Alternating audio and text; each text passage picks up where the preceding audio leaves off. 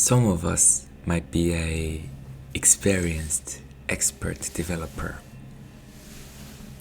but even those, we all started as a beginner, and some of us are still beginners. And I think we can all relate to some tutorials that are really difficult to follow, that are not very clear, and we've all been there. So when I read the title, I could kind of relate to it. How I, a non-developer, read the tutorial you, a developer, wrote for me, a beginner. But one thing I would say is, even if you're a beginner, you can still be a developer. You're a beginner developer. Hello, I'm a developer. Here's my relevant experience. I code in HubiJag and sometimes Jabbernogs and of course ABCDE++++, but never done ABCDE plus something else. Are you kidding? Ha. And I like working with Scooby-Doo and occasionally Skiblablimi. I've gotten to work for a company doing Shubabu, encode, things that what led me to the So let's dive in. It really feels like that sometimes. And I think it's just two things at play in my opinion. One thing is that the technology world, the developer world is so vast. You can learn so many things. You can know a lot of things, and there will be a lot of things, other things that you don't know nothing about, but they're always experts in. That's really cool, but it's at the same time it makes it harder to really jump into the field. Another thing is that as developers, when we feel really passionate about something, we work on something every day, it's easy to think that what we do is trivial. It's easy to think that, of course people are gonna understand. It's really easy. But I don't think that's the case. I think it's something that's our experiences and our knowledge is hard earned, and therefore it's for other people it can be difficult to understand. About this tutorial, I first started doing this very simple thing with Snarfus, but the more I used it, the more I saw the potential. Despite the jaggle of the Chromus, it's really multi-purpose, and that's what led me to arguing the Pentaphore with the Quagmire instead of the Hoobastank. I know, crazy, but it was kind of working, and actually a lot of fun, until I hit a roadblock. The Fister Funk will not talk to the Shamrock Portal and even send the beep bops back to the Starfest. Of course, you know what that means. Now the entire hoop tunnel is clogged with gremlins. Unacceptable. Yeah, I think we've all lived through this experience at least once or twice, if not every day. Yeah, I hate it when the entire hoop nap tunnel is clogged. I know how to unclog it, but I'm not the best at it. I almost gave up, but then I realized if I connect the backside Snarfus Stagnator to the backside Shamrock Klingon Troglodyte emulator, it's good. Everything beep-bops and ding-dongs, and I get the actual topic of the tutorial, which lets me to the very simple thing the way I want after all. Pretty cool. Of course, I should have known that. So here's how to set it up. In the terminal, edge 4646422248. Next, go to the folder hidden deep in the file system surprise.file and copy the contents of the file.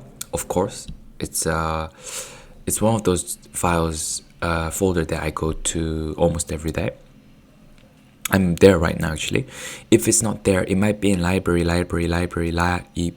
hidden, hiding. You can find me.file. Yeah, it's either in that file or the one before, and then you go to another library.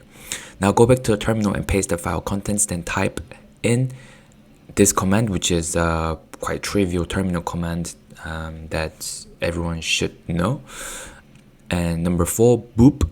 Number 5, open Snarfus and upload the file you just made. I'm not a big fan of Snarfus. I like using other things better, but yeah, Snarfus does the job. Just for shits and giggles, you can do sham the clonum by running cd this command. Yeah, I think there might be a typo here, but it looks mostly okay. And 7, that's it. Yeah, so pretty simple tutorial to be honest. Let me know how it goes for you. I would love to hear it if anybody uses this approach with Gugu Gamma or Ometra 2.7 point inch. Yet for me, 2.8, I prefer 2.8 with the update that they did. Just makes it so much easier. It makes it a lot smoother. It makes it a lot faster. I probably should recognize company because it seems illustrious, but I do not recognize company or know what they do. It's not simple, so these are the footnotes. I do not know what that means. It is cool. I don't really understand how, but I believe it. I'm glad you know how to do it. The first 3 steps will take me approximately 7 hours, 193 internet searches to complete. When I finally get the boop, it will be really satisfying. This is meant in good fun. I really appreciate the folks who take time to share their knowledge and write up tutorials and give tips and so on.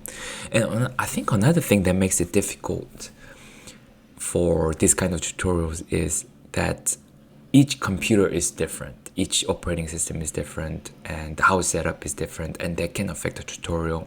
And just by the nature of the tutorials, when you miss one step or when the one step is different, they can make the next step different, and it can have a really big cascading effect down the road, and that can be really frustrating. And I lived through that.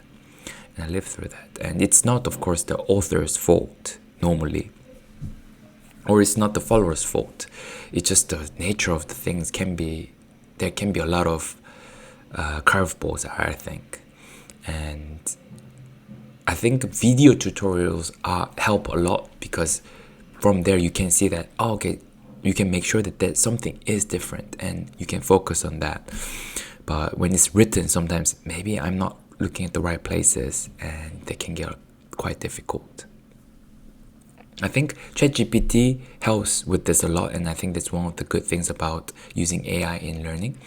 If you don't know something, you can copy and paste it, and you can ask it to explain like you're 5. And I've done that many times, and I've asked a lot of questions. Oh, you're saying this, but what if this? Why don't I use this instead of this? Why does this exist when this exists? What's the benefit of using both of them or one of them? And I've learned a lot from that. And yeah, I think it's just about asking a lot of questions, like what does this do, what does that mean? But it does take a lot of time, but you do also learn a lot too. But I 100% can feel where the author is coming from, and I think we've all been there. How to improve it?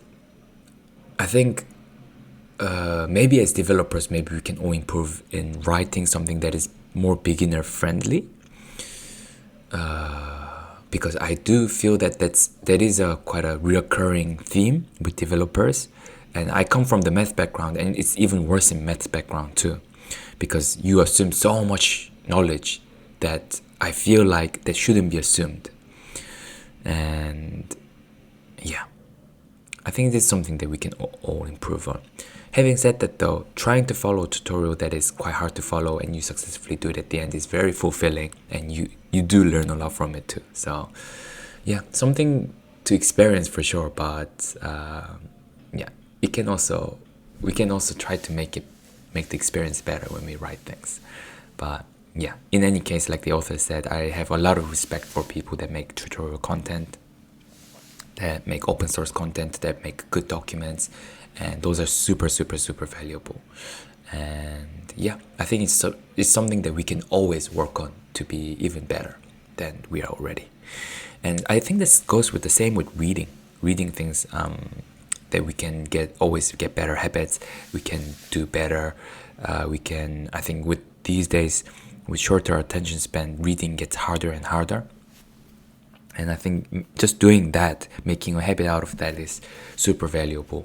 One of the things that I started doing recently is, when I have questions, I search online, of course, and I try to read the documents first. That way I learn other things as well as trying to find the solution, and I'm trying to get in the habit of reading documents rather than just going straight to Stack Overflow or ChatGPT. Yeah, let me know what you think of this, your experience with tutorials, and yeah, thank you guys for watching. Like and subscribe. See you in the next one. Bye.